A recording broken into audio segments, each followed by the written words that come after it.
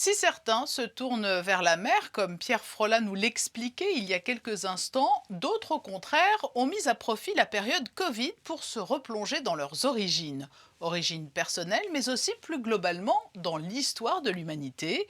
Le musée d'anthropologie préhistorique est là, notamment, pour nous permettre à Monaco de redécouvrir la frise chronologique de notre histoire.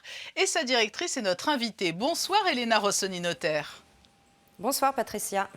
On a vraiment le sentiment qu'il y a un retour aux racines. Les sites de généalogie explosent, sans parler des jeux liés à nos origines, tels que les kits d'archéologues. Votre profession est en vogue. Tout à fait, enfin, elle a toujours été, on va dire pour nous, ça c'est sûr, parce que c'est un métier passion. On a de plus en plus de familles, de scolaires qui viennent au musée. On a tous les âges, toutes les nationalités, toutes les religions.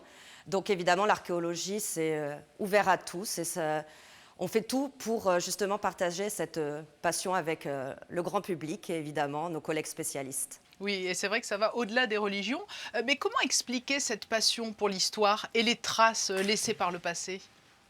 Je pense qu'on a tous besoin de repères. Moi-même, par exemple, je vous donne un exemple. J'ai fait ma généalogie, justement, pendant le confinement. On a cette curiosité du passé, nos ancêtres, nos origines. C'est l'origine de l'humanité, évidemment.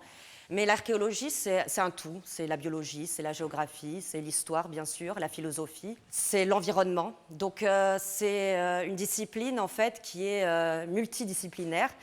Donc moi, ça ne m'étonne qu'à moitié que grands et petits s'y intéressent en fait.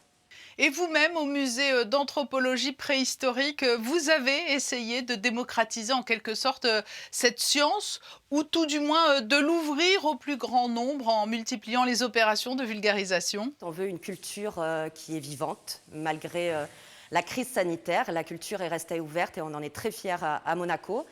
Et oui, on accueille en fait tous les étudiants, tous les chercheurs. Et pour nous, c'est très important qu'elle soit accessible à tous. Je vous rappelle, on a mis par exemple l'entrée du musée à 1 euro. C'est vraiment symbolique. Et c'est pour justement montrer que le patrimoine appartient à tout le monde en fait et que tout le monde doit s'informer un petit peu de son histoire, l'histoire qui concerne en fait tout un chacun.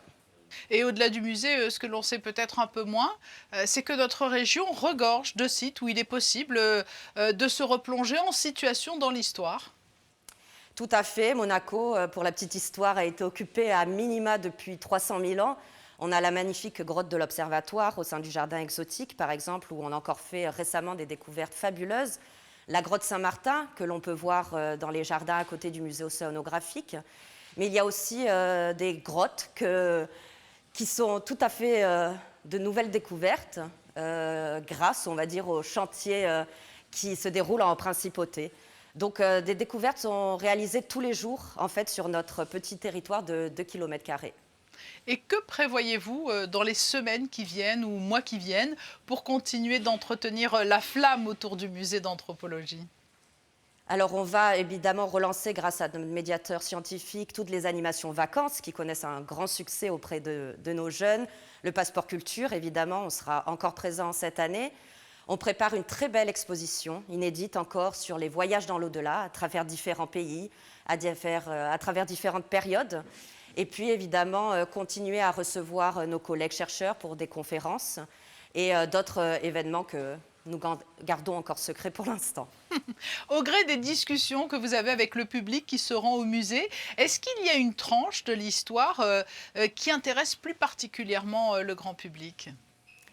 Alors, il y a tous les goûts, hein, on dit, sont dans la nature. Il y en a qui adorent la préhistoire, voir du renard polaire, du renne, le fameux mammouth, par exemple, aussi. On en a d'autres qui sont passionnés de l'Antiquité gréco-romaine, et puis d'autres qui sont plus médiévistes. Le Moyen-Âge les attire avec les Grimaldi, bien sûr.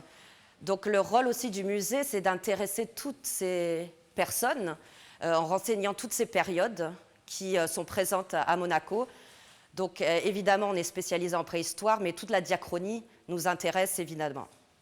Et en matière d'histoire, j'imagine aussi qu'il faut recouper les informations et l'ouverture vers vos homologues étrangers est importante. Tout à fait. Ben, notre passé, il n'y avait pas de frontières, ou alors les frontières ont été bousculées, on va dire, dans dans les périodes plus récentes. Donc évidemment, c'est toujours très intéressant de comparer avec les confrères, les différents laboratoires, les différents musées à travers le monde. Pourquoi? Parce que si on trouve des points communs, c'est significatif. Si on trouve des différences, ça l'est aussi. Elena Rossoni-Notaire, merci d'avoir été notre invitée aujourd'hui en Quête d'Histoire. Merci à vous.